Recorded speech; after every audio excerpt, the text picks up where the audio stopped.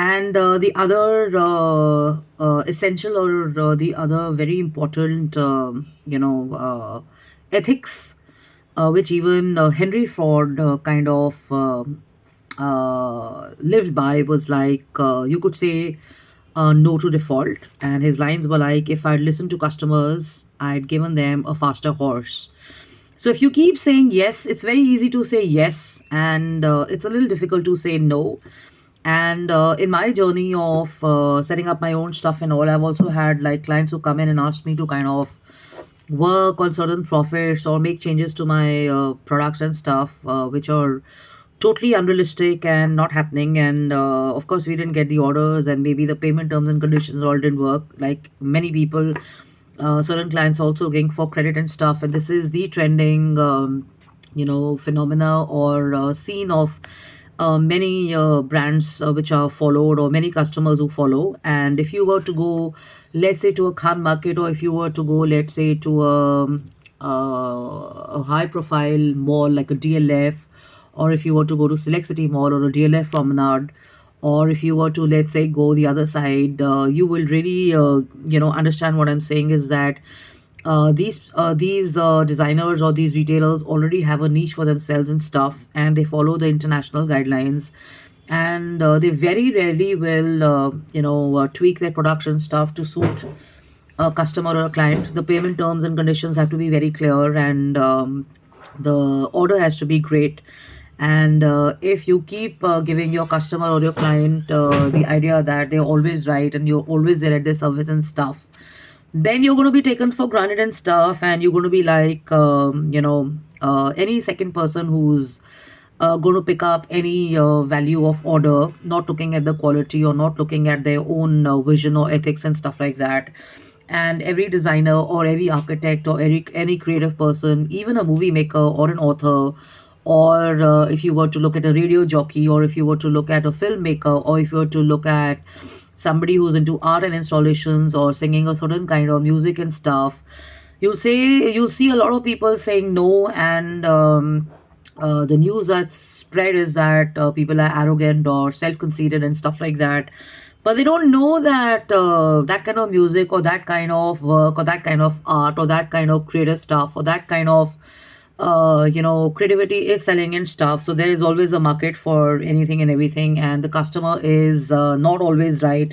So we've got to believe that, and we've got to have trust in our own creativity and our own newness of ideas and freshness and stuff. And yes, if there is a changing scenario in the market and stuff, and there is a different market altogether, or a different country altogether, then the demographic and the other socio-economic causes or factors also pull in and play in a role, and you have different tax systems and stuff like that. So yes, in that case, you can say yes if it's a lucrative deal and stuff.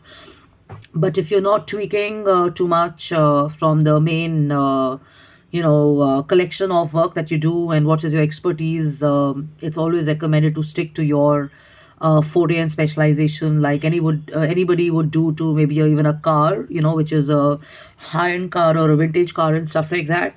So the point is that being direct helps. And it helps because if you were like I'm saying, tweaking and changing, and forever giving into and succumbing to your clients and their requirements and stuff, and you're working in a fast forward motion, then you don't have your own identity, and you don't have your own um, you don't have your own design contribution to it. So stick to this is the point it is. And no matter how much how big the account is, or how great the terms and conditions are, if you're not happy, and if your team is not doing great, or feeling happy doing that, and there's constant stress, or there's constant panic, or there's constant chaos happening because of a new brief or something like that, then I think once in a while you can let go of those products and work on something which you're more confident about. And it may sound imperfect, but imperfection can lead to perfection, because when you know your forte and you know that where you can improvise and stuff, then you have an upper hand rather than your customer or your client calling the shots for you and stuff. And if it is too dangerous and it's risky, So rather than spoiling your relationship and spoiling your customer portfolio or spoiling your equation with and not just actually equation with the customer, but also your reputation in the market, it's always a good idea to say no. If you have something innovative and revolutionary, you try and launch it on your own and stuff, and you innovate on your own and work on the tried and tested fashion. And yes, there's always a season and there's always a time, or there could be a separate category or a separate vertical or a separate division doing different work and new works for you and stuff. But if you are a self-sustained founder or a CEO, and if you're launching your own thing, you're working on your own thing, then keep a control on the creativity and stuff like that.